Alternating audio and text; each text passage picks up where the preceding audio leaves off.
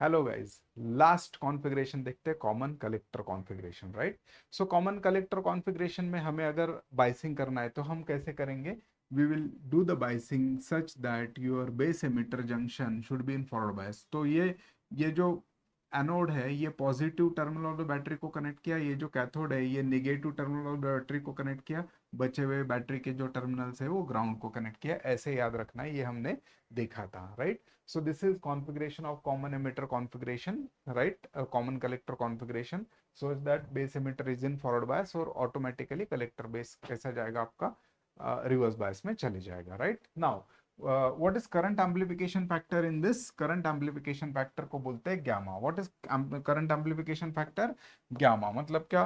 Amplification factor मतलब क्या? Output current upon input current. इसमें आउटपुट करंट कौन है आपका? I is nothing but your output current. Input current क्या है आपका? I B is nothing but your input current, right. So output by input is nothing but your gamma current amplification factor, that is I C upon I B, right. अभी देखिए यहां पर gamma क्या बताया मैंने? I C I E upon I B, right. आई कितने electrons की वजह से था? 100। आई बी कितना था? 2। So again answer is 50। So gamma भी कैसा वैल्यू मिल रहा है मुझे?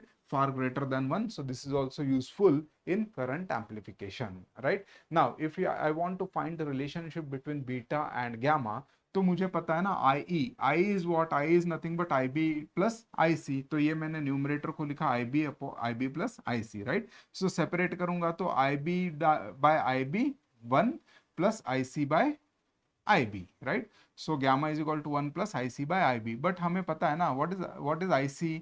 आई C is nothing but beta times I B. So I C divided by I B, इसको मैं क्या लिख सकता हूँ? बीटा लिख सकता हूँ। So gamma is equal to 1 plus beta, ये हमारे पास रिलेशन आ गया है, right. So this is common collector configuration in very simple language, right? So these are the three configurations. इसको बाइसिंग कैसे करना है वो हमने सीखा। उसके बाद में तीनों कॉन्फ़िगरेशंस में करंट एम्प्लीफिकेशन क्या है, कैसे डिराइव होता है, वो भी हमने देखा। और उसके बाद में देखा relationship between alpha beta, alpha gamma, right, and beta and gamma, right. So this was the configurations of transistor.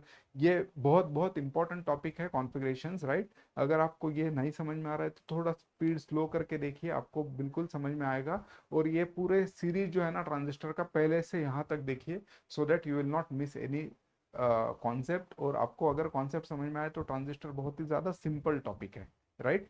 और अगर कॉन्सेप्ट समझ में नहीं आया तो ट्रांजिस्टर जैसा डिफिकल्ट टॉपिक आपको नहीं लगेगा कोई, right. So guys, all the best, right. I hope आपको ये लेक्चर्स अच्छे लग रहे होंगे, राइट।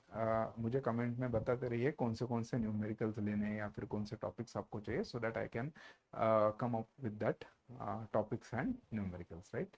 Thank you guys.